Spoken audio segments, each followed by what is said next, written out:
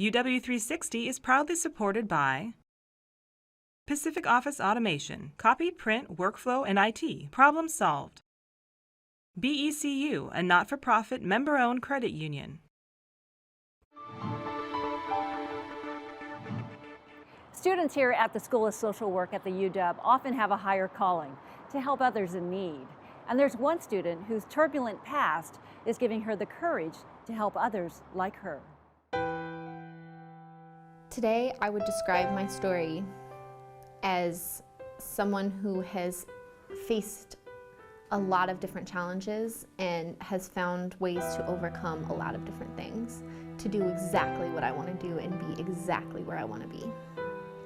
That's how I would describe my life. 26-year-old Renee Jones has not only overcome, she's triumphed as a student, activist, and mother. Hard to believe that just 3 years ago, she was homeless and struggling to survive. I ended up in a domestic violence relationship. It was a slow progression of power and control that I didn't even see. Renee was a young mother of 2 girls and believed she was in a loving relationship. While I was in the situation, I didn't know I was in a violent relationship. I loved very much and cared about this person I was with. Renee finally got the courage to flee and found refuge at a women's shelter. I got to the shelter at 11 p.m. and I sat in that room and I cried on the bed. She turned to the social worker for guidance. And she handed me this paper that had this whole list of abusive behaviors on it, and she allowed me to self-identify as a survivor of domestic violence. That is when that light bulb went off and I realized I'm a survivor. Renee also realized she wanted to help others like her, and that meant going back to school. I think that the click for me was when I sat down with that social worker in the shelter. I realized that that was something I wanted to give to other people. Mercy Housing provided Renee and her daughters a place to live while she attended Highline Community College. Renee Jones with honors. She graduated with honors and even delivered the commencement speech. We are a community of survivors. Renee continued to use her voice in Olympia.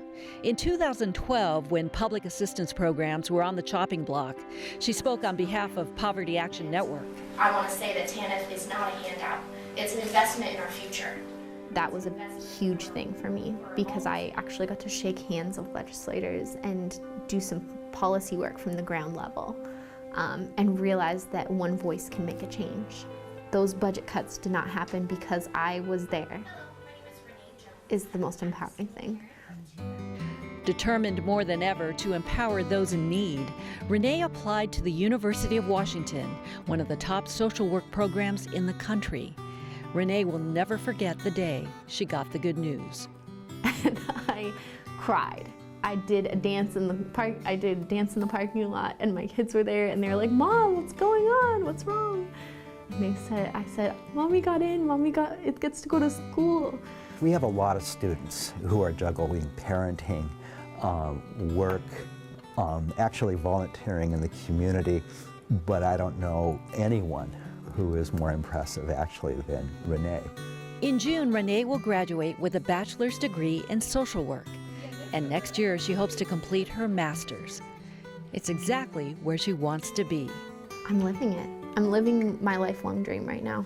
And she is allowing us, those of us that are in the faculty, to live ours. Because what do we want? Why are we in higher education? Well, we want the privilege of teaching people who will make a difference in the world. I want to be the one handing that piece of paper, letting somebody else decide what kind of relationship they are in. That's what motivates me. That's what keeps me going, and that's what has pushed me through.